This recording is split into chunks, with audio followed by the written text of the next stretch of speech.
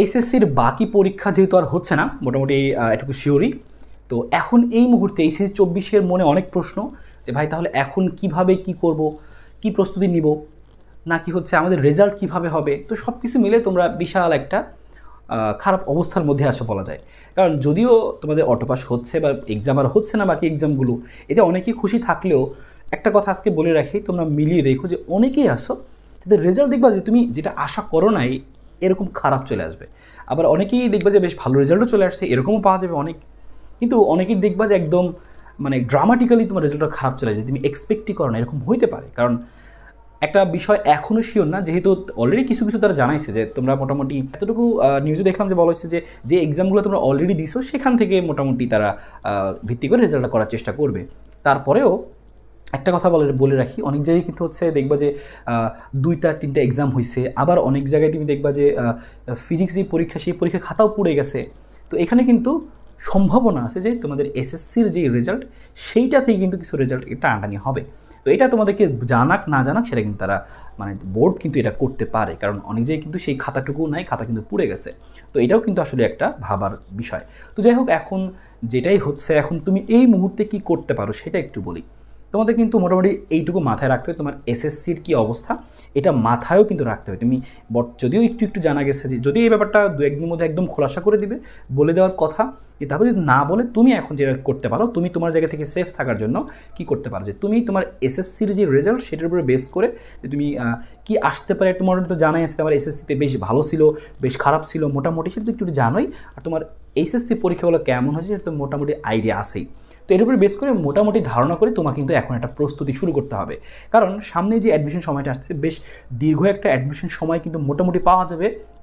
কারণ যেহেতু এখনও তোমাদের এই পরীক্ষাগুলোরই সময়, পরীক্ষাগুলো শেষ হইতো সেই সময়টা বাকি আছে, পাশাপাশি অ্যাডমিশনের যে টাইমটা সেইটা, তো ভালো একটা সময় পাওয়া যাবে। তুমি যদি একদম জিরো বেসিক থেকে প্রস্তুতি শুরু করতে চাও, ভালো একটা সময়। কিন্তু এই সময়টাই কিন্তু অনেকে কাজে লাগাবে না, কারণ এই সময়টা তাদের কোনো চাপ নাই, একদম চিল। তো এই সময়টা অনেকেই নষ্ট করবে। তো এই সময় তোমার আগায় যাওয়ার একটা মুহূর্ত। কারণ অ্যাডমিশনটা কিন্তু এটা দেখে না যে আসলে কে কত ভালো স্টুডেন্ট, এখানে অ্যাডমিশনটাতে আসলে কি ঝরে পড়ার খেলা, যে ম্যাক্সিমাম ঝরে পড়বে, তো কে আসলে টিকে থাকতে পারে, এটা হচ্ছে টিকে থাকার লড়াই অনেকটা।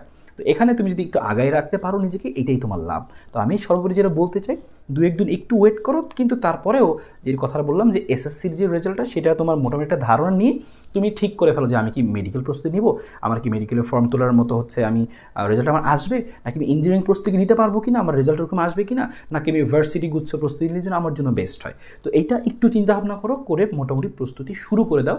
কারণ যতটুকু আগাই থাকবে, এখন যারা আগে যাবে তারা মোটামুটি ইনশাল্লাহ অ্যাডমিশনের চান্স পাবে, এটা মোটামুটি ধরে নেওয়া যায়। তো যেহেতু বেশ দীর্ঘ সময় পাওয়া যাচ্ছে, আমরা আমাদের অ্যাডমিশন ব্যাচে একদম জিরো থেকে শুরু করবো ইনশাল্লাহ।